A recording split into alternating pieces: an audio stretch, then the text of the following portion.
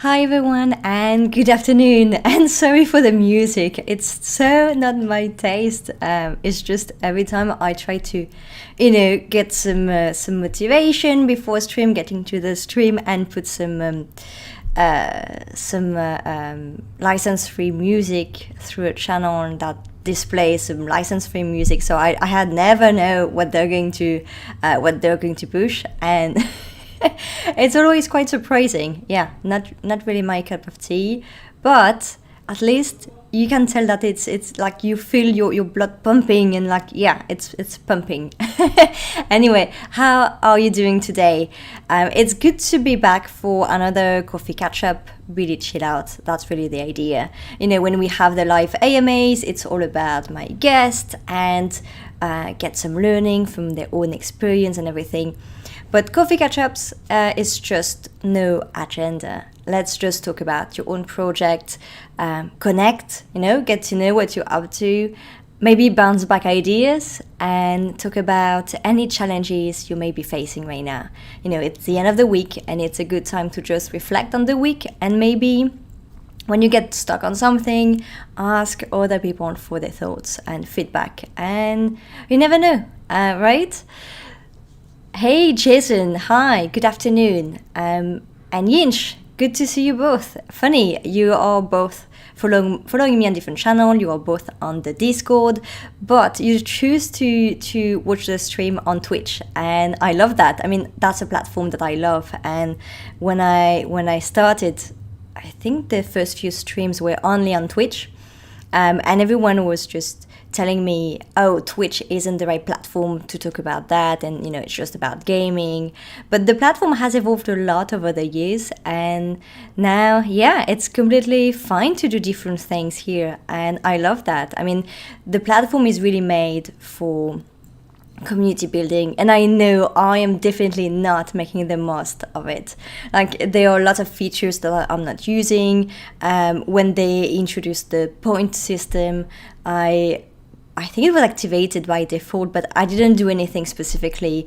And there is so much things I would like to do and experiment with. It just takes a lot of time.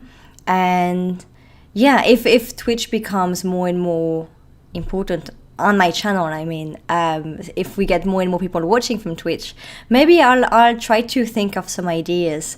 Recently, I think that one of the most recent thing they added was the animated emoji. No, animated. It's not emoji. It's emoticon. Yeah, the animated emoticons. I have a few that I've made myself, but yeah. It could be fun to try something animated. It's just because it's DIY.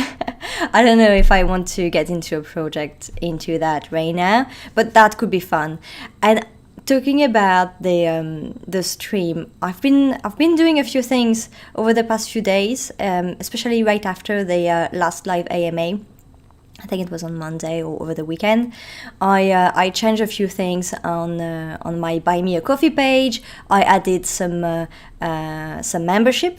Well, I did the membership before, but I started talking more about membership. I created a sponsoring scheme. So that's something I've been thinking for some time. And, when we think about sponsoring content, we usually think about big brands giving money to big channels. But, we are a small community, and there are lots of people watching regularly. They are kind of very stable views on my videos. And so I've been thinking, for early stage startups or for project or product that wants some visibility with some early stage startups or the startup ecosystem, it could be an interesting fit. So I just created, it's quite cheap, it's a sponsoring scheme, and basically that will involve potentially mentioning a brand and showing their logo and website at the beginning of the video when we have an interview, and at the end. So not too intrusive, not something that would always be displayed or anything like that. But I think it could be nice, and could be a way of sponsoring this channel and just help me invest in it. For example, I also created a goal on Buy Me a Coffee, because you may already know that one of the really things that I want to invest in and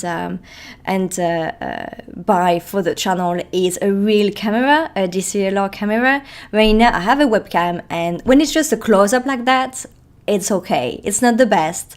As you can see, some days the video is crappy. Some days I try to use the natural light, and it's a complete disaster, of course.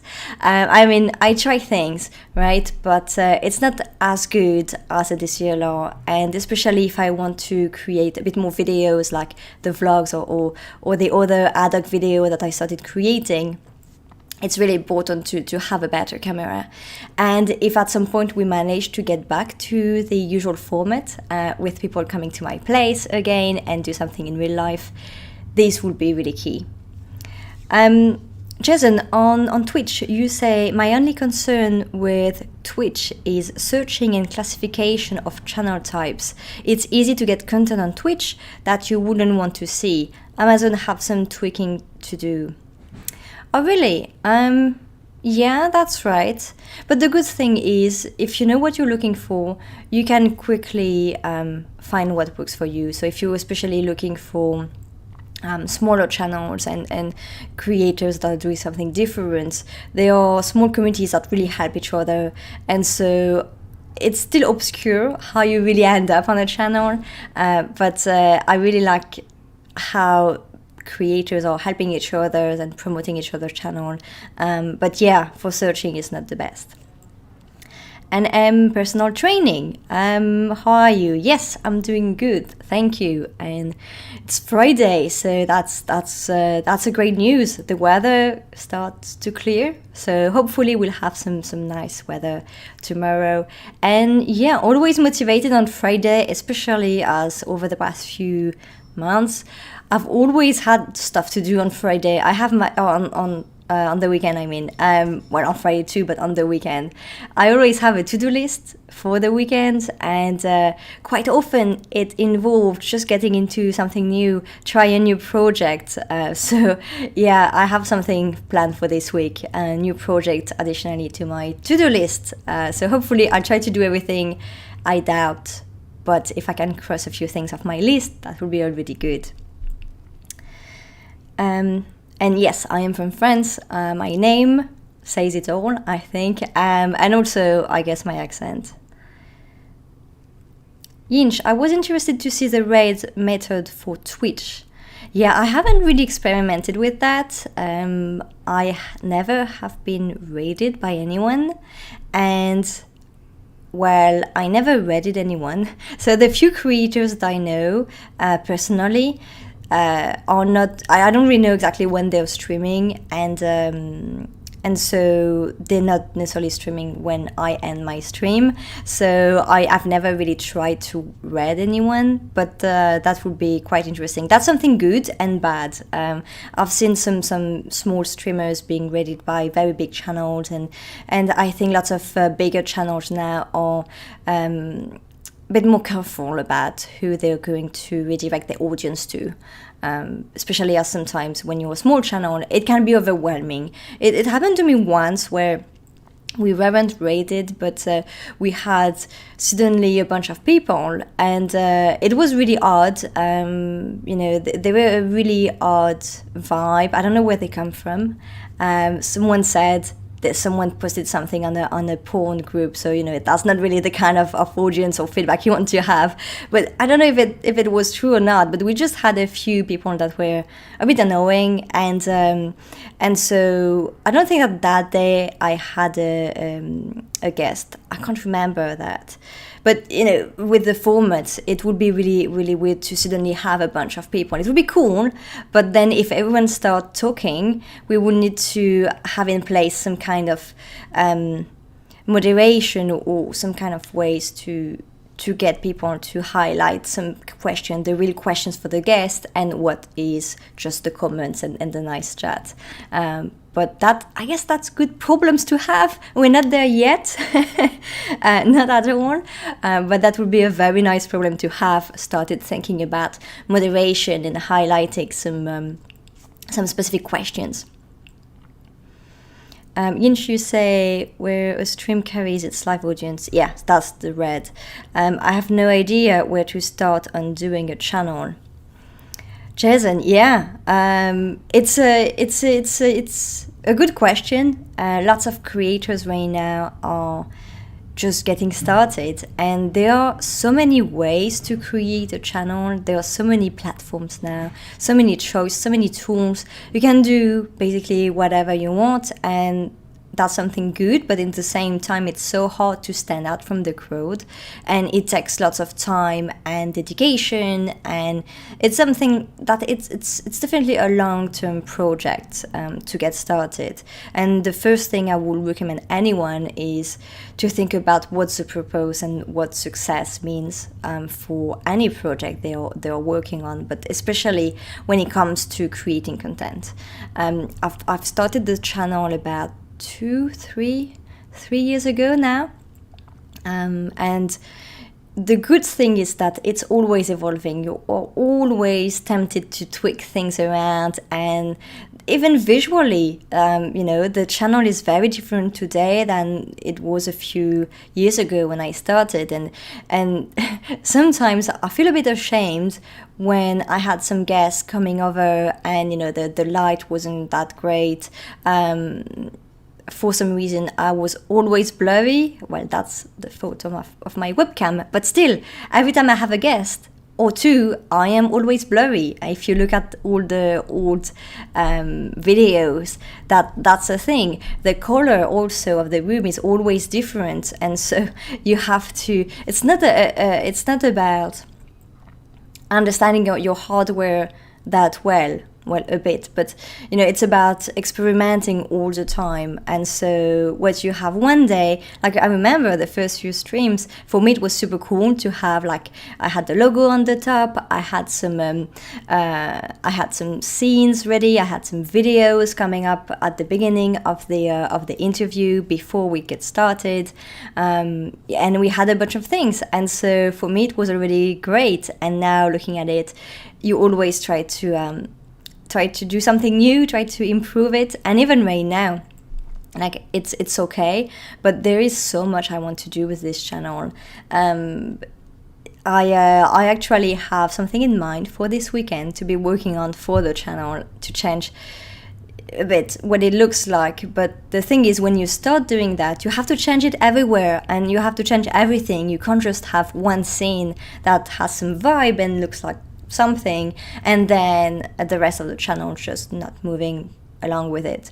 And so you have to change everything. And so what I have in mind is a bit more techy, but that could be fun. And even if it doesn't work out, that's a good opportunity to just get into another tool for the weekend and spend the weekend just working on something different. Kyle, hey, good to see you. How are you doing? Yinch, social media ecosystem has some big players, but there are still legacy combinations of capabilities and content, for sure.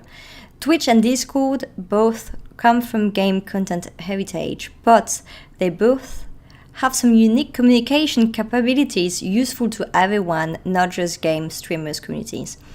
Yeah, exactly. It's evolving all the time. And when I started watching Twitch, it was only gaming, and now I mainly watch gaming content. But it's not just I'm not there to watch the gaming part. I'm there because I love the creators. I love just watching what they're up to, their jokes, what they're talking about, some interesting topics.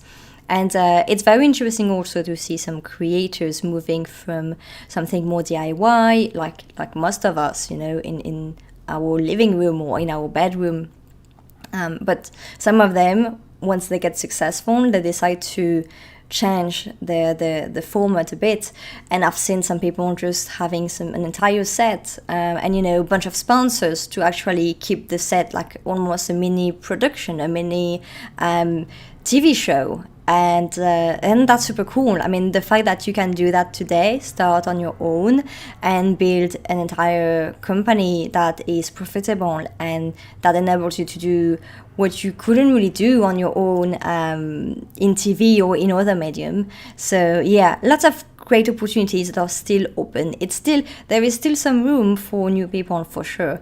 It's just like for the past few years, it's just hard to stand up. But if you have your own thing, then it's not just about the numbers. The numbers and becoming a big channel can be some objective for some people.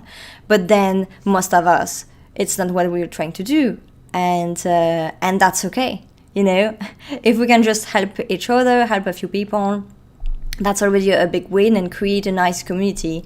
It's the most important thing. And sometimes when you see bigger creators who they just can't have the same relationship with their community. And sometimes when you see the creator becoming from a nice large audience to something bigger, and you see they kind of lose touch with their community because you used to see the same people, and then they're kind of lost in the middle of the rest of the audience, right? And so it's different. You don't. I guess you don't have the same type of interaction, and I can imagine it can be frustrating for some creators.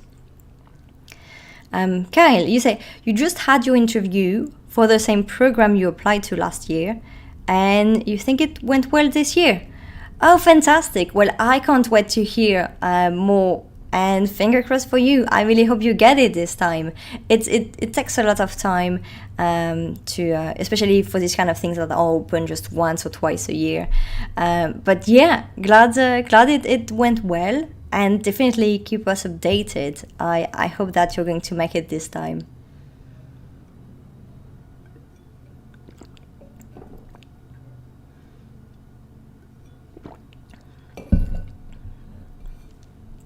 But yeah, this weekend for me, I'm going to try to improve a bit the channel, the look of the channel, trying some new tools. I have something in mind, as usual. I have no idea at all if I'm going to be able to make it happen. I have to get more familiar. This time I'm going to try to experiment with Unreal Engine. So couple of months already. A couple of months ago, I was doing a project on Unity, and it went okay. I didn't get the results I wanted, but I got pretty good results. I was trying to recreate a scene that I saw, and so I got the props from the creators, and I tried to use that and recreate the scene, and the work was mainly around the lights, but I realized I couldn't exactly do the same because the person used a different software. But I think the end result was nice, but not necessarily fit for what I wanted to use it for. But for this weekend, I decided to try to experiment with Unreal, and that's going to be the first time. I know, that's a shame. I should have tried it before, but yeah, I think it's a bit more complex, but that should be also quite interesting. And so yeah, I've already identified a few free assets, and that's usually how I go into creating this kind of small project, taking different assets, having a look at what you can do, having the idea I have in mind that gets clearer as soon as I see what I can get my hands on. And so I see how I can combine the assets together, what I need to do, what's going to be important. And so for this project, for example, I've identified most of the props that I want. I don't know if it's going to fit in the vision that I have, but I know that one of the big things I'm going to have to work on are the lighting of the room. That's going to be something that I don't think I'm going to find the right prop for that. And if I can also find a bit of some animation or some stuff like that, that would be really cool. That will really fit what I have in mind. Is the result is going to be what I imagine? I have no idea, because I haven't yet opened Unreal. I've downloaded on my computer, I've installed it, but I haven't yet launched it. So I don't know yet if I'm going to be completely lost, if it's going to take me ages to get into it or not, and what's really feasible and realizable in just a weekend. I can spend more than a weekend. I can spend 2 weekends. That will be okay. But I already have a long to-do list for the weekend, and it's never ending. So hopefully, hopefully I will be able to do that. If anyone is maybe more proficient than I am on Unreal and have some tips to get started, or any good resources to check out, let me know. I don't even know if in the end what I want to do is feasible, like the end result, if I can plug into my setup as I want. But we'll see. That's going to be another problem once I have at least the visuals I want. Thank you, AC Dev. Thanks a lot for your follow on Twitch. Crap, I'm not sure where to look at. I think it's on Twitch. Oh, yes, confirming here. Yes, on Twitch. Thanks a lot. A lot of people are today on Twitch. That's pretty cool. I think usually we have more people watching from YouTube, where all the video sits in the end. But yeah, that's really nice to see so many people here from Twitch. I also experimented a couple of weeks ago with Snap. What's the name of the tool from Snap? It's not Snap, it's... If I put Snap... No. Anyway, the creation tool, and what I wanted to do was, once again, very specific, right? I wanted to create an outfit and put it in my body virtually, but in real time. And so that was a bit too complex. You know, there is this big movement about virtual fashion, and I think that's pretty cool. And you see all those people wearing really fancy dresses and some things that are just impossible to create in real life. I love that. And I thought it would be, well, easier to just put it on me, like just the top. I just wanted to basically go to an online event and be able to have a fancy dress for a special event. And so I found very nice designs for the clothing, very nice designs online, very flexible things, really cool. But as soon as I tried to use the Snapchat camera tool, it just didn't work out. I tried to follow different tutorials. I've tried with their own models also, but the problem was I think they have updated a lot of things over time, and so the tutorials you follow don't match what you see. That's a shame, because that's the official tutorial. And so I decided to give up on this project simply because I'm not sure it's feasible today. And, you know, I wasn't sure before I tried to get into it. And thing is, maybe I should have done more research, or maybe not. I don't know. But I haven't seen anyone doing anything like that in real time. So I have seen lots of people offering this as a service, where you buy the outfit on their website that they designed, and then you send them a picture of you, and they manually put it into you. So that's not what I wanted to do. And so I'm not sure if anyone is really doing that in real time. I have seen lots of simulations, but then it's not with a real person. It's always with a non-human person. And so, yeah, it didn't really work out.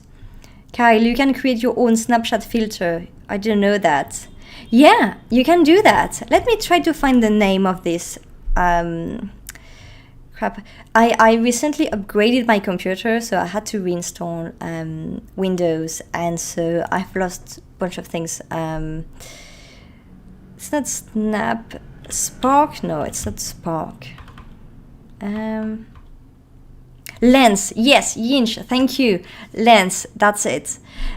So Lens is the Lens Studio. Yes, it's free. It's a free software that you can use, and you just download it on their website, and it's pretty cool. You can do many things, but for some reason it never worked out for me the way, like following the different tutorials. I even tried to try different tutorials. So at some point I even tried to use one of the tutorials where you had a small character with you on the screen and that was following your movements. And so when I load the tutorial, it worked.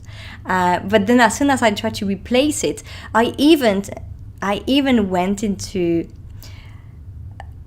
rigging myself the clothing that I got on Blender. So during the weekend I was trying different things, and at some point I realized that, well, maybe the problem wasn't with Lens, maybe the problem was about rigging the model. Maybe the 3D model of the clothing that I found wasn't really fit for that, and so I tried to rig it using Blender, manually create the rig in it, and I think it worked. I was following another tutorial for Blender for that, and yeah, I think it worked. But then in Lens, it didn't work out. So I'm not sure what I got wrong, but I've never seen anyone doing that. So yeah, maybe I was a bit too ambitious. Maybe it's a bit too early for that. Yinch, you say ouch. Yeah, I guess ouch, because I ended up on Blender. I don't know much about Blender. I've seen my co-founder using it not long ago for something, and yeah, it's great. It's pretty cool. I wish I could create more. I'm not a creator. Like, I wish I could create something from scratch. But yeah. Kyle, you're so brilliant. I can't even program my coffee maker. No, I'm not. I just have some ideas sometime. Usually it's happening on the Friday or on the Thursday, and then it just gets stuck into my head and I have just to try to do it. And it's like for this weekend, I was just chatting with my partner and we were bouncing ideas about the channel, and he was like, well, I always have the ideas. So I told him, well, tell me, what do you have in mind? And then he started talking about some cool stuff, like if he ever had the channel, he would do this and that. And I was like, oh crap, that's pretty cool. But now that you said it, I have to do it. Like, I was already picturing what it would look like. So yeah. Gamer Tagged Media, hey, happy Friday. Good to see you here. That's so nice. Yes, happy Friday to you too. And looking forward for tomorrow. Kyle, I'm going back to work in 2 minutes. I will be listening though. So nice. Yes, good luck for you, because here it's already the end of the day. So I'm always talking about getting into the weekend together. But you are not in this part of the world. So yes, have a good day, and feel free to stop by and jump in. Hey Luke, how are you doing?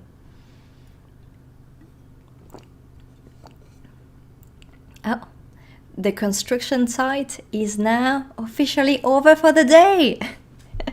I'm glad that you can't hear it right now. And it started calming down when I started the stream, but there is still some background noise, and now nothing. It's pretty quiet. I like that. It's such a nightmare to live near a construction site. I mean, it's been a few months now. The worst is over now, I think. It's slightly better, but yeah, that's so noisy. Some days I have to record some short videos. For example, there are more and more videos asked in grants applications, and so when I have to do that, I always have to wait until the end of the day for them to be over. because the sound is, yeah, I have a sensitive mic, so it picks everything. Even if someone is just outside of my building chatting on the phone, maybe I could hear it on the mic for sure. Anyone else is working on some side project for this weekend or the coming days? Like anything creative, anything they haven't tried before, like getting into some new stuff? Kyle, noise cancelling headphones, they are a godsend. It's good, yes, but the big problem I have is just when I have calls and meetings. There are some days where I have back-to-back meetings, and so yes, for me, I can use my noise cancelling headphones. But if I have a call, the people are going to hear everything, all the noise. So that's the real problem for me. And that's why, yeah, I can use it for me, but it's not going to filter. So for a while, I was using the NVIDIA Voice, what the name? I'm so bad with the names. NVIDIA RTX Voice. And so basically that's just a very small piece of software that works with NVIDIA, the RTX and GTX. And so it's filtering the noise, and it does a pretty good job. But if you push the settings a bit, it also modifies your voice, and then it struggles speaking, like it struggles hearing when you start speaking. So there's some delays. So basically it's kind of eats parts of the words you're using, and so it's not the best. So it's good when you just have a bit of background noise, but yeah, definitely not the best thing. I relied on it, and now I need to find a way to reinstall it because it's broken now with my upgrade. But that's okay. That's definitely worth it. I spent lots of time last weekend just for the upgrade. Yinch, you say you have discovered a new web-based 3D meeting space. Cool. I'm always trying new things, and there are some good ones. Yeah, there's some very interesting stuff. I haven't found one where I'm like, oh, I'm going to use that every time. But for some different purpose, yeah. My favorite meeting space so far is Whereby. It's more like Zoom than a 3D meeting space, but it's pretty nice. So you say it lets you set up meeting rooms, showrooms, conferencing and presentation space, and you're experimenting with the capabilities of this platform. I think I see small stars, so either you used a cursed word or for some reason we can't see the name, but it's by Verbele. Verbele. Okay, what does it look like? Frame VR. Okay, framevr.io. I haven't heard of this one. Let me have a look. Framevr.io.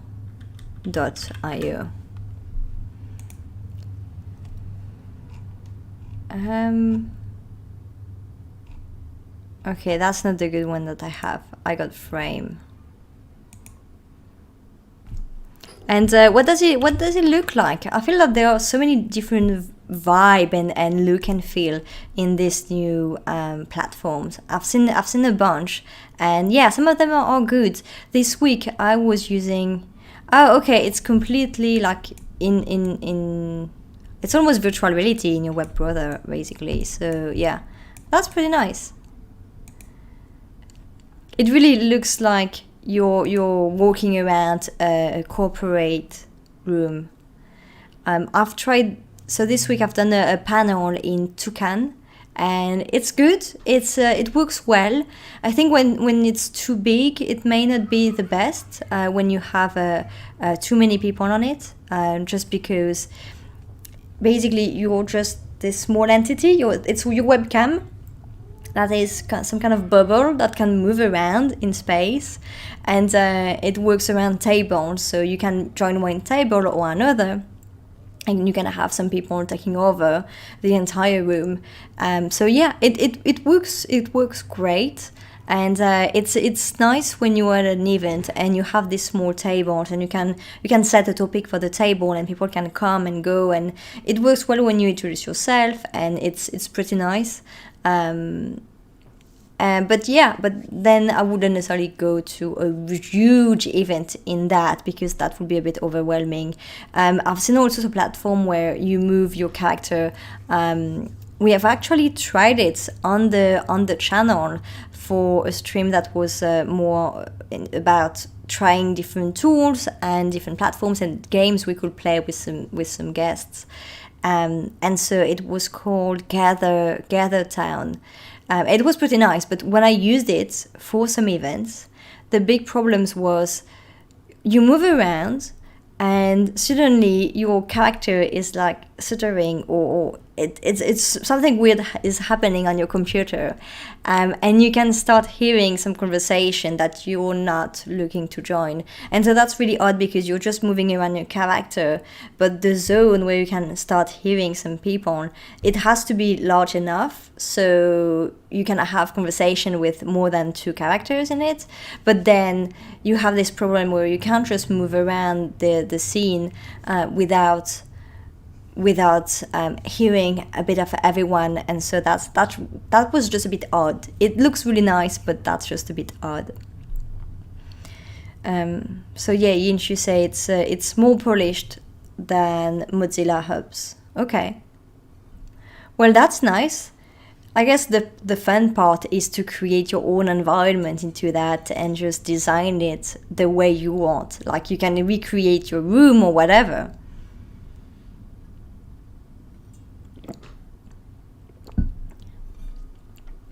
Yinch say Frame VR has marked voice chat zone. And yes, custom environment is what I'm working on now. Yeah, that's kind of the fun part, or not. I don't know. I don't really realize how difficult it is to set it up. But that could be fun. Yes. Are you planning an event there, or is it just for fun?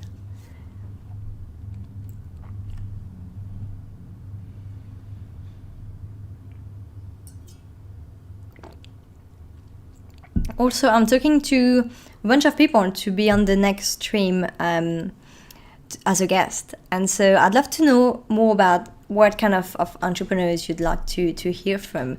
Last stream was super interesting. You were there, Yinch, and also we had Rosano. And it was pretty cool because you both had very different background and experience, and working on something very different business model. So I'm wondering what kind of founders or industry you'd like to hear from. For me, there is one thing I'd like to get on the stream and hear more about during an AMA is to get a founder that has exited, because when we talk to early stage founders, there is always these questions around funding and whether you're bootstrapping or even more when you're raising external funding. The question of the exit is always a big question, because as soon as you get external investment, you have to think about their own exit. They invest in you because they want a successful exit, and return in investment is a real thing. Investors are not just giving you money because they believe in your idea, right? It's a business relationship, and so it would be very interesting to hear from a founder that has been through an exit, either a successful exit or not. It doesn't have to be huge exit or anything. It could just be, we struggled with that, we decided to sell, just to hear from the process, because that's something that not many founders are talking about. And I was thinking about that because a couple of weeks ago, I was on a group called Alpha. It's an online platform especially for women in tech, and there was someone talking about her own experience, and I found it very interesting because that's when I realized that no one was really talking about that. Lots of people are talking about how they found, how they meet, how they came across the person who built the company. Especially, there are now lots of new platforms to sell side projects or very small projects that are kind of running on their own, or not, that needs to be taken further. But when it comes to your company, when it's your main project, it's a bit more obscure. But more people are talking about how they got to start the relationship with the company that acquired them, and not very much about what happened from when you start talking with this person to when you actually agreed on something and when you actually leave the company. And so her article was quite interesting, and I wanted to know more. So unfortunately, I haven't managed to get her on the stream, but I think that's a kind of profile I'm going to be hunting for a coming stream. I have no idea how I'm going to do that, but yeah, I'll ask around. And if there's any topic or anything that you would like to hear from, I'd love to just be looking for specific profile. It's actually easier to get a guest on board when you're looking for something very specific, because it's easier than to approach them and just be like, okay, I want to talk about this topic. You seems to be the perfect person. Let's take it from here.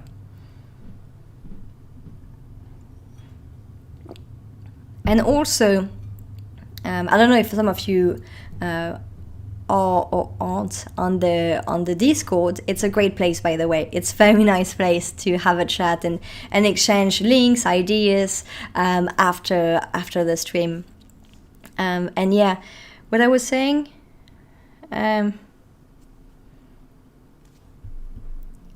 was I going with that? Crap, I don't know. Nope. Doesn't come back. I completely forgot what I was about to say.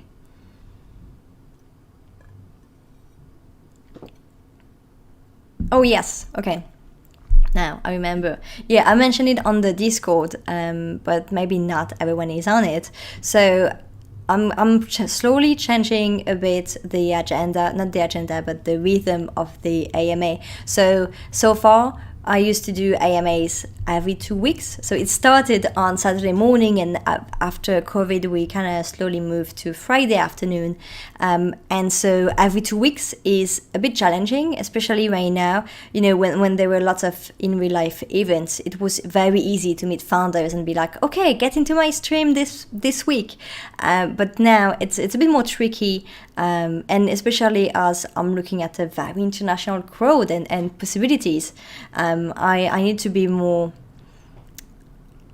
looking for specific profiles to reach out to the right people. And so I moved the AMAs from every 2 weeks to every month. And we still do a stream because now this coffee catch-up is going to hopefully be something regular. So we can have a chat together and not necessarily have a guest all the time. And so I think that's slightly easier for everyone, and for sure for me. I mean, the most challenging part has always been to secure very interesting guests. And then I know I should be spending more time on promoting the stream and trying to get more visibility. And yeah, I should definitely do that, but I'm not. But yeah, I think it's better this way. For me, it works better, and I don't think that it would affect anyone really. It's au contraire, it would be nice to have the opportunity to just catch up with everyone every two. Well, not every 2 weeks, then every month. So have a coffee catch up and have a live AMA. We can even debrief on the past AMA and just talk about what we thought, what was said, and maybe if there's anything anyone disagree with or anyone that has anything to add to the discussion, that can be kind of a post AMA 2 weeks after.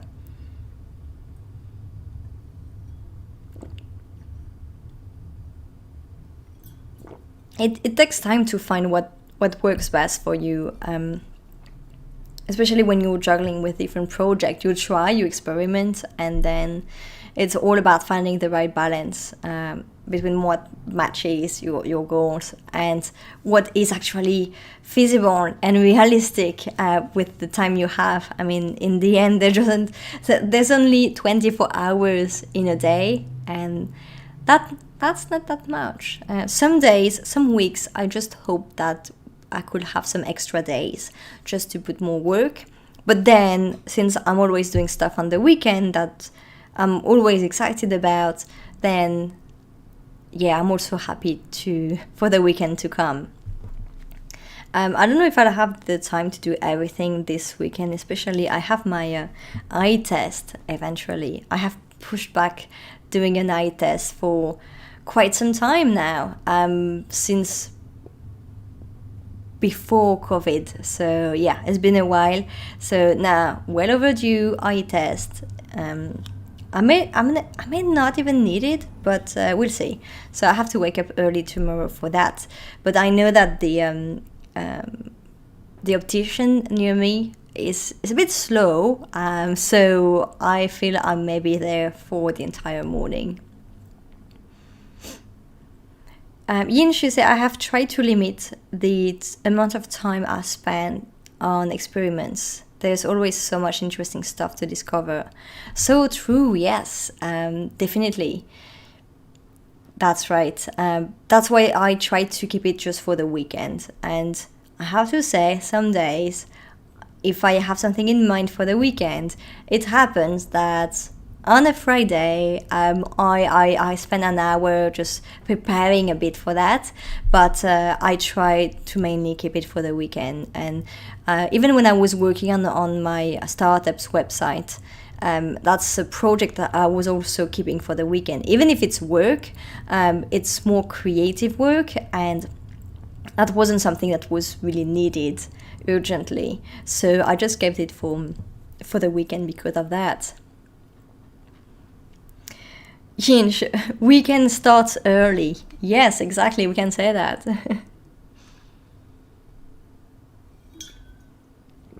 And then it's okay, sometimes just being unproductive for an hour here and there really helps you get back to it.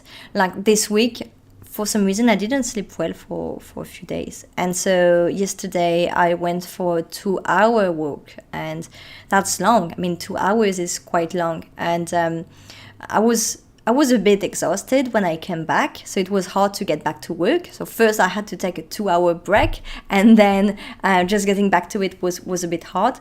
But in the same time, I feel that today I feel way much more energized, even if I barely slept last night. I had pain in my legs from walking, but I just feel more energized, and I'm glad that I've been for a walk, because the rest of the week the weather wasn't supposed to be that nice. So it's also good to have some breaks sometimes, just stretch a bit, see something else, think about something different. So yeah, it's something important to do. I did a tweet when I came back saying, hey, friendly reminder, you should be just stretching from time to time, or go for a walk. And it's so easy to get so much into what you're doing that you forget there is something outside, and then you start moving, and your entire body is pain. So that's not the best, right? It happens to me too many times. Or sometimes so what I do is I usually book some time every day of the week to do some exercising and sport, but it happens a few times also a week that I'm so much into what I do that I just wake up from my computer and I'm like, oh shit, it's already 7 and it's too late, it's time to get some food. And usually it's because I'm starving that I stop working, but most of the time I try still to keep some regularity, and just some days if I know that I have some events, I even do a break before, do some sport, and then get back to it with just a fresh perspective. Actually we talk about it in a podcast that's coming out tomorrow, but how difficult it is to just take a step back from what you do And so sometimes just doing something different gives you a slightly different perspective. It's not like really taking a step back and looking at what you do from a different angle, but it helps. It helps a bit. But yeah, for me, that's the hardest part, I think. For example, working on communication and marketing, and I've done that all my life, working with startup founders, helping them see something from a different angle, and now, especially when it comes to the marketing and communication, because I know the technology and what we do inside out, it's so hard to just understand what people don't get or how to find the right wording. And for that, what you do is you usually ask mentors and ask around for feedback, and then you realize that people give you different advice that are completely the opposite.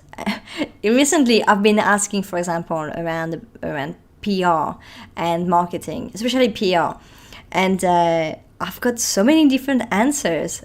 Some PR professional coming back to me and saying, oh, you should absolutely do that. And someone saying, you should absolutely not do that. And that was the opposite. Like, how can you have so opposite things that can be true? I mean, I can imagine both are true. It's not like one of them is wrong. It's just it depends on the situation. So I guess that's about it in the end, trying to listen and try to combine and think what will work for you. Hopefully we're going to nail it on the PR side. We'll see in the coming few months. That would be nice though, to have a bit more visibility. I know I'm doing already a lot, like with lots of podcasts, lots of interviews, lots of events I'm speaking at, and this kind of things. But that's not the same. So finger crossed, we'll get something. Gamertagged Media, thanks for your follow on Twitch. Thanks a lot. I'm always checking because we are right now live on several platforms. So just double checking, could be on YouTube instead. So that's why. But yeah, so nice to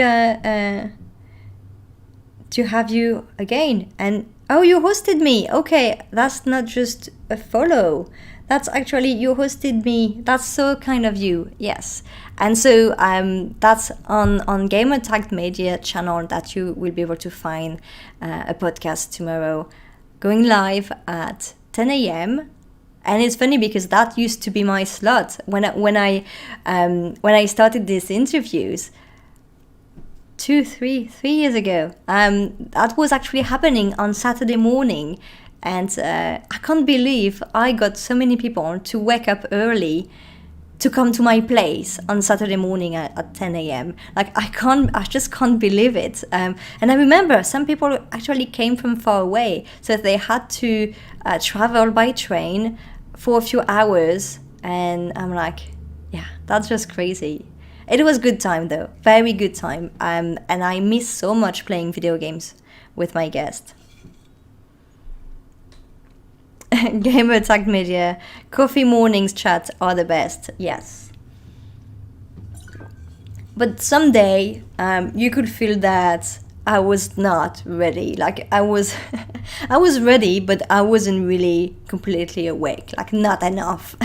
Also, I try not to get coffee before streaming, especially when I have guests, because I tend to speak fast. And even right now, in English, I try to slow down. In French, for many years, some people used to tell me they couldn't understand what I was saying because I was speaking so fast. And when I was living in the US, I remember one of my friends telling me that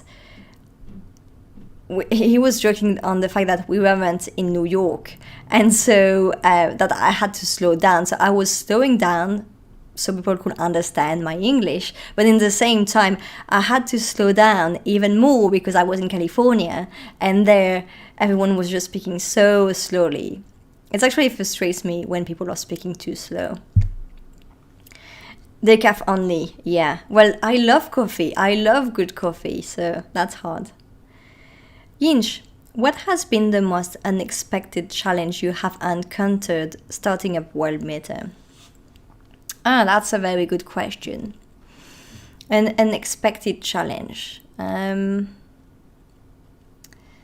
Well, what I just mentioned about the difficulty of taking a step back, I think that has been the most challenging thing because, I used to do a lot of marketing for companies and lots of non-technical things, and I used to be very good at translating something that was very technical and transforming it into something that would be easy to understand for non-technical people.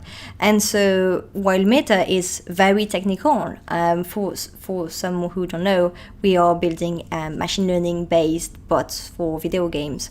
And so what we do is technical, and our target audience is not that technical. I mean, there are lots of developers, and that's who we're talking to, and studios, but they're not experts in machine learning, so they understand we're not talking about the same technology and the same kind of experiences, and so it's something very different. And I used to be good at it, and because it's my company now, some days I just feel like I have no idea what I'm doing. And when you're coming from an external point of view, it's very easy to be very confident because you have this external point of view where you have the big picture. So you can actually go to the founders and say, oh, you shouldn't be doing this, and that's obvious for you because you see the big picture. While when you're actually on the founder's seat, you're like so much into what you're doing, it's very hard to take this step back, and it can be very frustrating, really. And being a founder is actually some days just not knowing what you're doing, and even if you're confident in your project and in your step, and you can back every single move you're doing, still in the end you're not 100% sure, and you don't have this the thing where you see everything, and so you know that that's not the direction to go. It is the direction to go. You know what I mean? And so I think that's the most unexpected challenge, because I've been working with many founders over the years, so I think I had a good preparation. I knew what to expect. For example, I knew that I didn't want to start a business without a strong co-founder that I would fully trust. I knew that I wouldn't start to fundraise before having something solid, because I have experience with venture capital, and I understand how they think. So, and that's why we haven't been also fighting to get some funding. We have started fundraising, and then we've stopped when we actually pivoted. And I think that I had the right experience to be aware of many things, but not being able to take a step back. I knew about it, but when it's happening to you, it's actually different. So yeah, I guess that's the most unexpected challenge. What about for you? What was your unexpected challenge? Ibrahim, which coffee brand do you love the most? I haven't tried that many because I have a subscription with Packed Coffee, and I just love it. And so when I moved to the UK, I don't think I've really tried to get too much coffee. I mean, I didn't really try to experiment with different brands or anything. And I can't remember how I found out about Packed. But I remember not being like super excited, but by the other brand I could find in the supermarket, but then it's just supermarket brands. And so I didn't it was okay, not the best, but it wasn't so bad that I would be looking for alternatives. And so when I discovered Packed, and the fact that the price is actually worth it and not too high for coffee, I've been with them now for many years.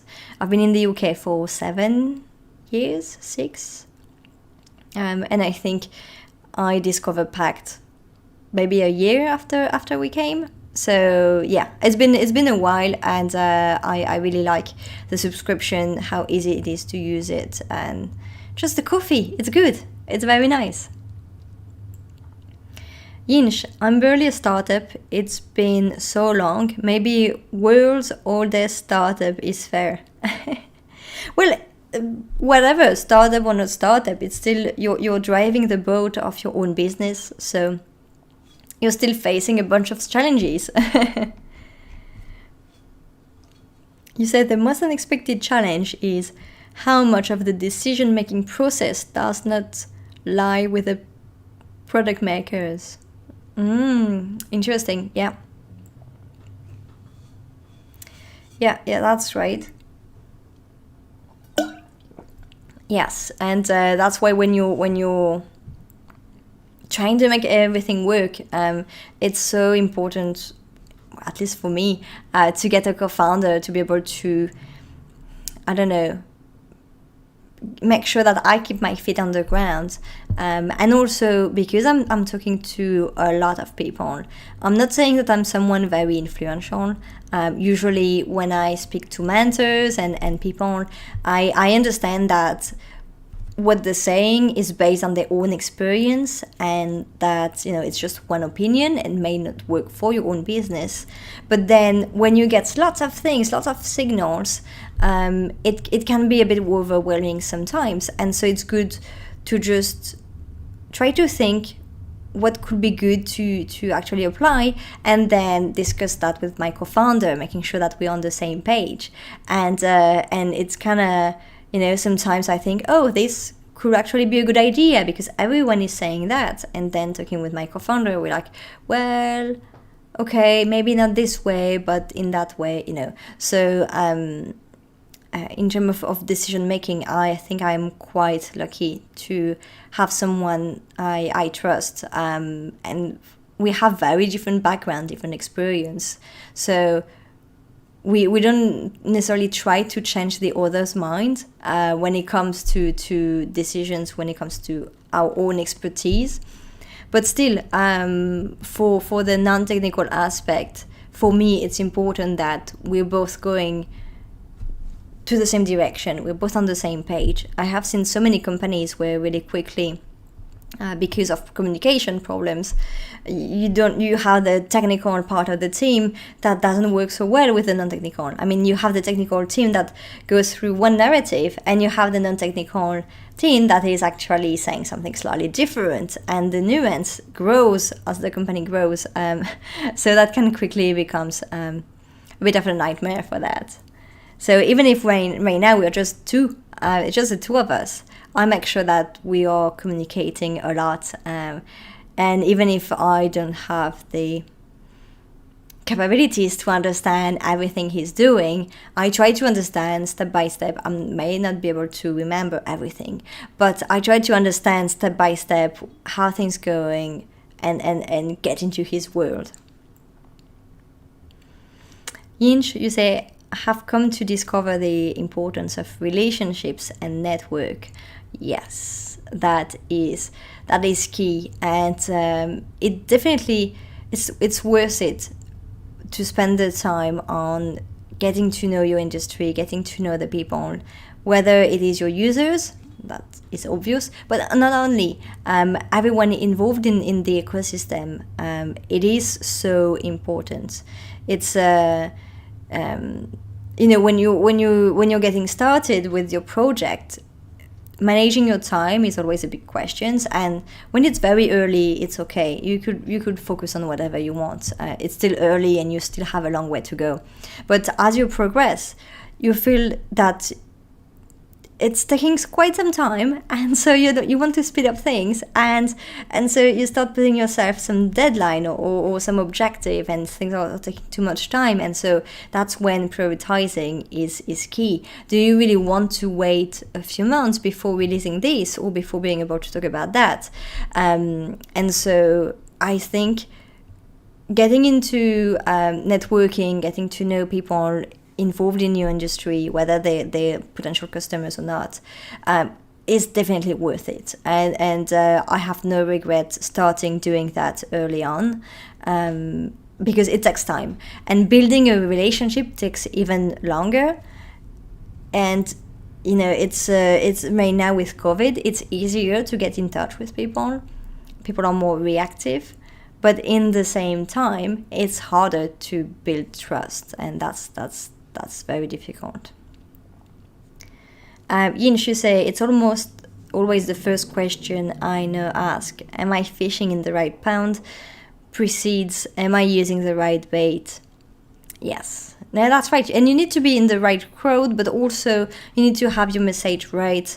I have heard so many times people are saying, well, not saying it this way, but people saying things that meant if I build it, they're going to come, and that's not what happened. You need to really spread the word, and especially if you're doing something very technical or very specific, and your end users are not meant to be that's technical. That means that you need to reach them where they are, because they are not going to Google what you're doing. I was chatting with someone who is specialized in SEO not long ago, and I think it was maybe not nice of me to say that, but I told him clearly SEO is good, it's important that we improve in that, but clearly people are not going to Google for what we do, because no one knows that you can actually do that right now. What we're offering, I realize more and more that it's something that no one would think about Googling. I mean, they will try to find more information about the research aspect and the academic research done on this topic, but not much about is there providers that can help me do that. And so maybe at some point it will happen, I hope so. But right now, that's not how it's going to work. So it's good to be discoverable, but in the same time, you need to try to find ways to talk to your audience. And more importantly, every marketer is going to talk about metrics and getting numbers, but as a small company, it's important to know where you're going to spend your time. I was actually talking about that with a mentor of mine this morning, and that's the thing when you create content. It's hard to know if it's actually worth your time, and so how do you measure that? How do you know that you should actually be spending time writing blog posts or trying to get featured in lots of other content? What do you want to spend your time doing, and what do you think is going to have the most impact? And if you don't have any numbers to back that's very complicated to make any decision. Roy, hi, hey, how are you doing?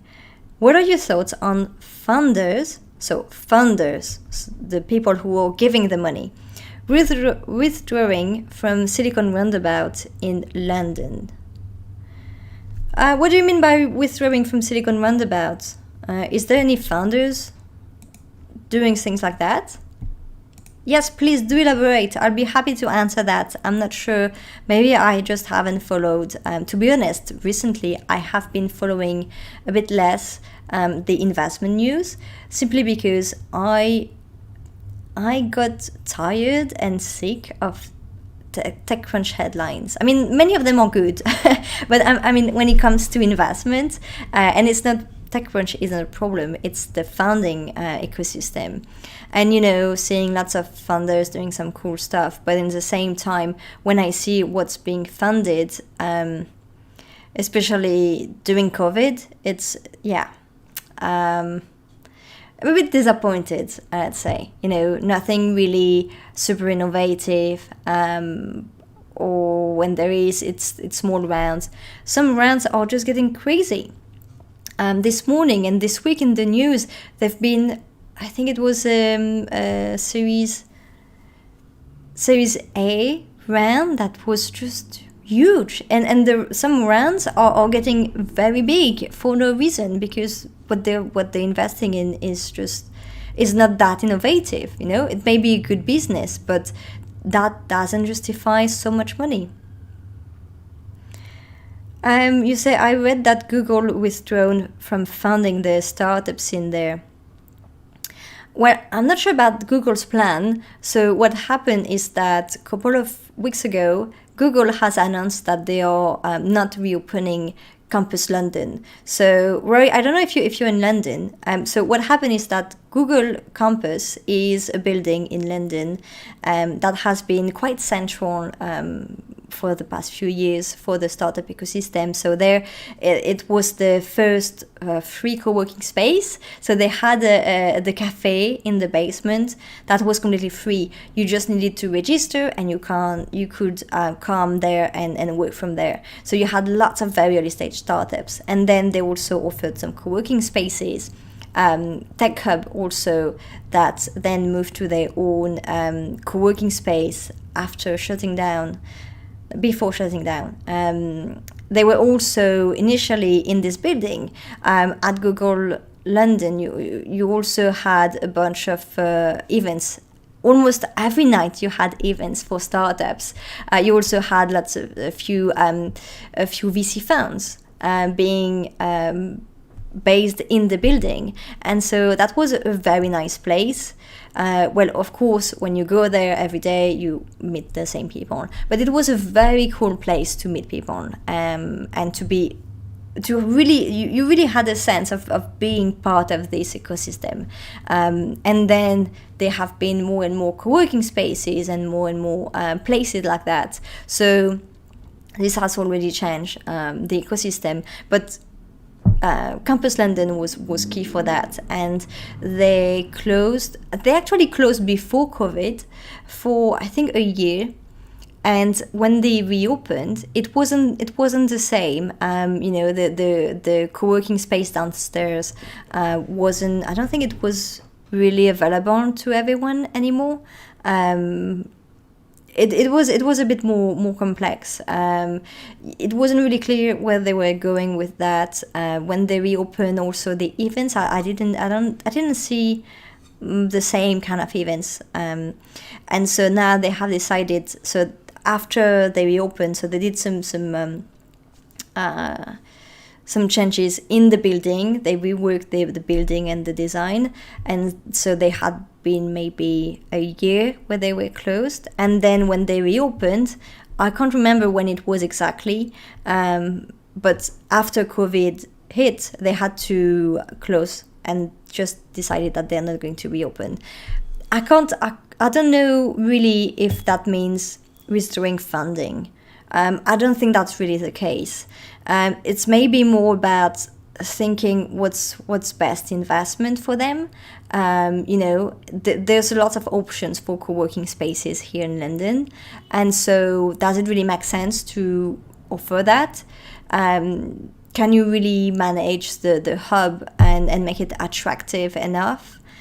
So if they are kind of trading, having a co-working space for instead having some kind of cohort and money for them to give away to these companies to fund startups and do something more international, that's maybe not a bad thing. For I remember when at campus, when there were some programs for startups, I don't remember them going to fund the startup. Like, I think it was free. You got access to some credits, so you had some cloud credits, you had a package, of course, but I don't remember them investing directly in the startup. So of course, once you're in the community and the Google community, you may had some opportunities to pitch to investors, including investors from Google. But now, from the latest program they've done internationally, or at least in Europe, I think they have programs in the US. They had one in Canada recently that is going to close, and they had one in Europe. And so they directly invested in the startup. So, if it's just about repositioning themselves and investing in a different way, that's not necessarily restoring funding. It's actually more changing the way it works. So I have no idea what the plan is, but there's actually more funding than ever in the UK and in Europe. There have been more and more funds coming from the US looking at European startups, and I think globally the funding, like the VC scene in Europe, is growing. I've seen so many VCs hiring and growing their team, closing a new round. So yeah, no, there's definitely investment here, but then that doesn't solve investment. There's of course some challenges there, and it's not very open. It's more transparent than it used to be, for sure.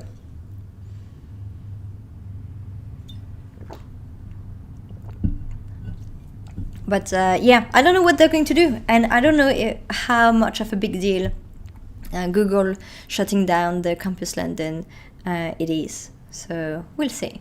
Yeah, I felt sad when I read the news because I have some very good memories there. But to be honest, I've been there a few times after they refurbished the place, and yeah, it wasn't like I remember. It wasn't as vibrant, and it wasn't as open as it used to be. They were still doing a bunch of things, but yeah, I just didn't see it as the only place to be. Now you have more choices and you have so many things going on. But I'm very curious to see what the startup ecosystem is going to look like after COVID, if people are really going to go back to events. I know that I'm not. I don't know. I used to go to 3 minimum events a week, and that was too much. I thought it was okay, but now I just realize that I can focus, I can accomplish more, and maybe also because I'm in an industry now that we have events and everything, but it's not necessarily directly tied to the startup scene. I don't think that I have the same objective that I did before, and so even if tomorrow every event was starting again and everything, I'm fine doing many things online, completely happy with that. So yeah, and I think I'm not the only one. I've seen many people just moving around, maybe moving countries, or going to the countryside, or just, so I think there's going to be some changes, and hopefully we'll see something hybrid, some in real life meeting, but also everything that's related to listening to other people. You can do that online, and that's actually easier. So do I really want to go back to an event and sit down and wait for the end of the presentation to start networking? No, what I want is to start networking, to build real relationship.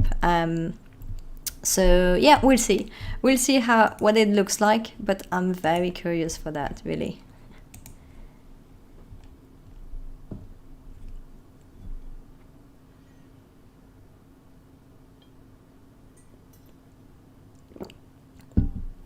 Oh, talking about that reminds me, at Campus London and around the campus, that's a very good spot to take professional picture. And I remember for a while everyone got their picture taken in about the same place in London, and it was funny to go to some website, and so just from the pictures you could tell if someone has been affiliated to one accelerator program or to a specific area of London, depending on the picture. There is this picture just in front of the bridge, and I think I know which co-working space it is from. You have the other one with the street, and the long street in Bednall Hill, and so same. I know where it is, and the community it is affiliated with, and so yeah, it's kind of funny.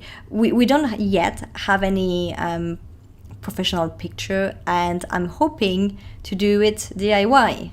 I do too many DIY stuff. I will look cheap if I continue, but yeah, I'm thinking about taking some picture of my co-founder and me. Also, because if we at some point want to get some press exposure or anything, well, we'll need to have some kind of matching profile picture and updated ones. The one I'm using right now is from a stream, so the quality isn't that good because the stream is displayed in, is small, and from my webcam, so the quality isn't the best, right? It's like a screenshot from a video that I just modified a bit, and that's what I'm using right now. and it's good, it's okay for online events, for example, when people need your picture. But as soon as we're talking something like where your picture is taking a more important place, or something a bit more serious, yeah, it's not always the best. So I don't know if anyone has any ideas, knows anything about portrait photography. Let me know. I don't know yet what I want. I just know that I need a picture with the two of us somewhere, and I also need to have our headshot taken, and hopefully we'll be able to take each other's headshot. So, just find the right environment that looks professional enough, so you can't really tell if it's taken from a good smartphone or not. And also, my smartphone is good. I have the Pixel 4a. I have the 4a, and the pictures are very nice. I've done some experiments with that, and yeah, it actually looks quite good. If the light is good, and that's fine. I mean, the light is not stable in my flat, so it changes very fast. But for pictures, that's good enough. So yeah, I need to experiment with it, but I'm not good at it. I have no idea what I want, kind of shot, the kind of frame. What do we have here? Metamurai just used 100 bits. Thanks a lot. I think you are the first person to send bits. That's amazing. I mean, at this rate, I'll be able to reach the payout on Twitch one day. That's really amazing. Thanks a lot, Metamurai. That's super cool from you. I love that. I don't know if we've seen anything being displayed. I actually don't remember if I put anything specific for the cheers, and I wasn't looking at the live feedback, so I don't know. Metamurai, do you know if you've seen something appearing for the cheese? Hope so. Well, at least I'm sure it's written somewhere on the top of the screen. Yes, it is. So that's at least good. But thanks a lot, really, for your support. That's just amazing, and yeah, really cool. The first one.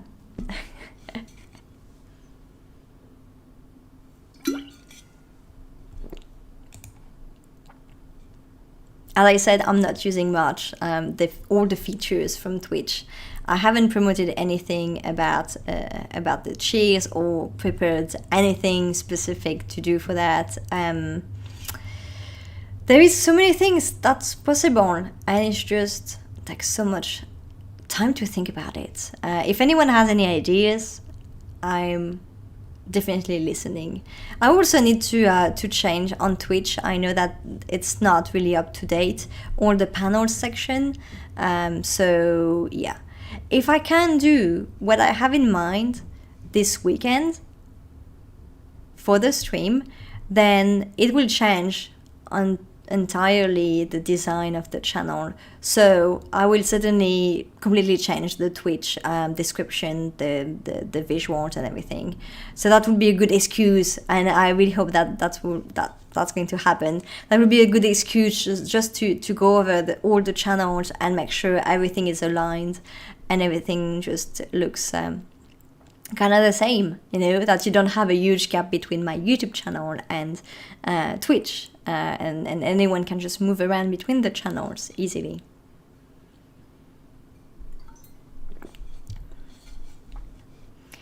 What about everyone's plans for the weekend? Are you ready to get into the weekend? Do you already have a to-do list of some kind of, I don't know, or any other plans? Maybe just plan to chill out and play some video games or else. Right now, I try on the weekend to play a bit of video games. I have been a bit hyped by Metroid. Like, during E3, there has been an announcement of a new Metroid game, and it was okay. I mean, visually, yeah, it was okay. But more importantly, it just got me super hyped by my Metroid, and so I have been playing a Game Boy emulated version for the past few weekends. Not spending too much time on it because I have other stuff to do, but on the morning it kind of helped me get out of bed. Just thinking, oh, I'm barely awake. I could stay for another hour or two, but then thinking, oh, I could actually play some video games before my partners gets up and before we start doing stuff in the flat. And I'm like, oh, okay, let's do that. So that was a good motivation to just get out of bed on the weekend these days. Just play a bit on the morning before you have to take care of your flat and do other stuff. And also get stressed out about your own to-do list.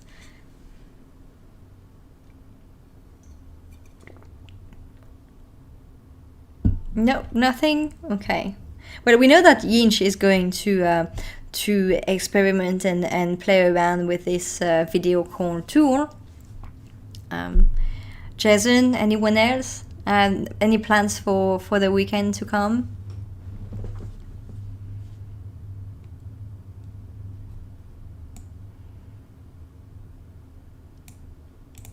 No? Okay, fine.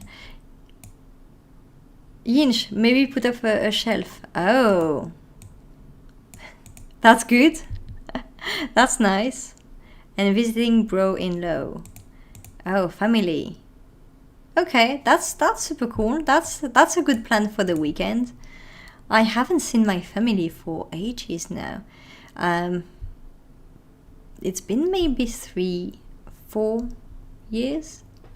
4 years? 5? Can't remember. Yeah. You say they have had work done to the house which we have not seen. Oh, yeah, construction is good. It's always good plans for the weekend. What I like to do is to do some gardening also on the weekend. As you can see, I have a bunch of plants. I don't even know if you can see them. No, maybe not. I don't know. I have a bunch of plants around and got a few other in the kitchen. So spending some time on the weekends to just clean up around, get some more plants, or just put them in different pots. And yeah, that's good to find some excuse to spend time outside of a screen, like not on a screen. I think it's so tempted, even when you're just chilling out. When you decide not to do anything on the weekend, I find it hard not to be listening to a stream or not to be just browsing Instagram and Facebook and the kind of. Personally, I use these platforms just to relax, and so it's just so hard not to be looking at any screen. Like, you really need to have an activity that forces you, like going outside or doing, fixing stuff. It's so hard. You're always tempted to look at something on your phone or on your computer. You say, I always try to stop programming. I can't help it. Yeah, it's hard, right? There's always something to do, yes. And you have also so many tabs open, and sometimes you just want to dig further into some topics. It's good. Learning new things is great. It's just, it never ends. So there's always some stuff to do. Yeah. That's why I was talking about to-do list. So this way I focus on a few things and I just don't end up looking at my screen just doing nothing.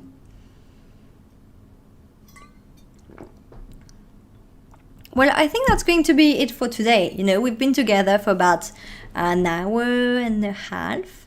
So it has been very nice to see all of you again, and let me know what you think of this coffee catch up. If it's something that you hate, we can skip it. I'm not going to say we can have guests every 2 weeks, because that's definitely too much.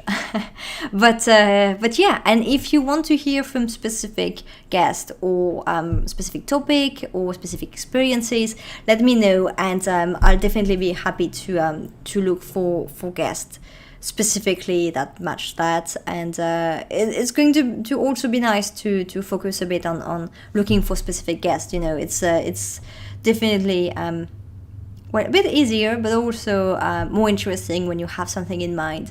You can also more easily bring some people together on the same topic, and just think, okay, today we're going to talk about this topic, and so then I can just reach out to some people and we can have more people involved in the discussion. So yeah, let me know what you think. And that's going to be it for today. If you're curious about having some one-to-one catch-up to talk directly about your project, I also offer some consulting session on my Buy Me a Coffee page. Or if you have a company and you want some exposure, I put up the subscription also. So if you think of anyone, or if you have any feedback maybe to improve it, let me know. I try to use not too many platforms to just concentrate everything at one or two places. But yeah, and the next stream will be a live AMA, so I will announce my next guest beforehand, usually a couple of days before, and that should be in 2 weeks. But in the meantime, you can also join the Discord to have a chat. Yinch is there quite often. We also have Jason, who was here on the chat earlier, that is also quite active there. So yeah, if you're a bit shy on the stream and don't necessarily want to jump into the chat but prefer to discuss on Discord, feel free to join us there, and we can just exchange some links also, because here links are all blocked. Anyway, and also we could have some streams to play video games together or do other stuff. So definitely open to suggestions. That's a blank canvas here. Yinch, you say, come to the Discord. Love to see everyone there. Yeah, me too. That's a nice way to just have some discussions, and it's not just me talking to the chat and everyone in the chat, but it's actually just lots of one-to-one chat, lots of one-to-one bounce backing ideas, and that's very nice. Yinch say, yes, multiplayer streams, something gentler. Yeah, well, finding the game is always hard. Even when I have guests who want to play a game, it's always difficult to know which one are we going to pick. You don't want people to have to pay for a game that they don't have. You don't want something too hard. You want something that you can still have fun with and also have a nice chat on the top. Yeah. And that will be a real debate that we will have on the channel, certainly on Discord for that. Anyway, I'll let you go. I'll let you enjoy your weekend, because it's important to have a break on Friday evening. Get into the weekend, even if you're doing stuff on the weekend. Get a few hours just for yourself. Get a pizza or whatever. I mean, that's what we did yesterday. We were waiting for a new delivery, and we were like, we don't want to eat what's left. So let's just get a pizza. That would be good for the morale, for the mental health, and make us happy. So whatever you do something for you before getting too much stressed out about time going too fast on the weekend. And if I can help in any way on any side project you're working on, once again, Discord or Twitter, reach out on Twitter. I'm not sure I have lots of expertise in too many tools, but always happy to help and bounce back ideas. Have a lovely weekend, everyone, and we'll speak soon. Bye.